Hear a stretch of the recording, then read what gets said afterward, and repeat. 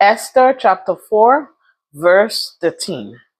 And Mordecai told them to answer Esther, do not think in your heart that you will escape in the king's palace, and any more than all the Jews.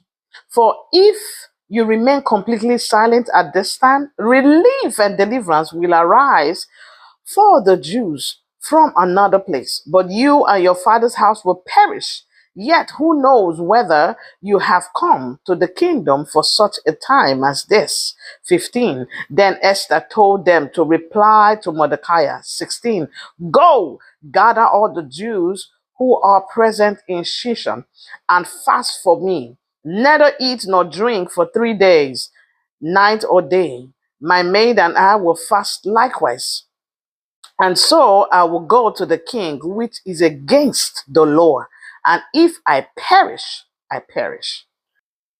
We talked the last time about the woman who doesn't know God. Today we're talking about the woman who knows God.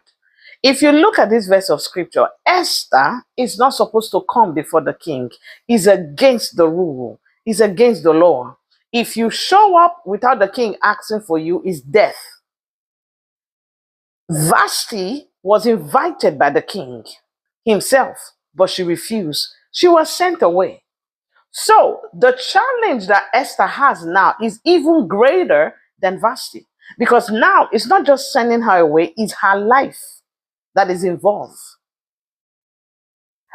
Esther was feeling comfortable because she already has a place in the palace as a queen. Nothing will happen to me and all of that. The children of Israel, Haman was already planning to eliminate the children of Israel, which is the Jews that was living then. And Mordecai, which is the uncle of Esther, told Esther what is going on. The first time Esther ignored and Esther did not answer. That's why he had to tell her, if you do not do anything about it, help will come from another place. Esther almost missed it, but thank God for good teachers. Thank God for people who can be around you and tell you the truth. There are some people who is around you, but they can't tell you the truth. Mordecai is her uncle. Her uncle told her the truth, exactly what will happen to her. If you do not take action now, your house will perish. You also will perish. But God will send help from another place. The woman that knows God, if you do not take action when you're supposed to take action, things will go wrong. If Esther did not go at this time to meet the king, something would have happened to the Jews, because they would have had time to kill them. Timing is important. That's why you have to make yourself available as a woman to God. See what Esther did. He said, put on a sackcloth. He said, let them fast for 3 days, 3 nights. Let nobody eat. We have fasted. She did not just fast with her maid. What concerns her maid in it? Her maid may not even be a Christian, but because you are associated with me, you will join me. There are some women, when only you know God, everybody around you can do whatever they like. No, that is wrong. As a woman, everybody under your household will serve the God that you are serving. That's the rule. Esther, the maid, remember, they didn't come with the maid from home. No. The maid may be another person, may be another religion. But because you are working for me, you will serve the God that I'm serving. As a woman, the rules of your house, it matters. Don't let people get lousy, especially when it comes to your belief system. Don't joke with it. Because you are supposed to set a pace for everybody else in the household. You are the one that set order.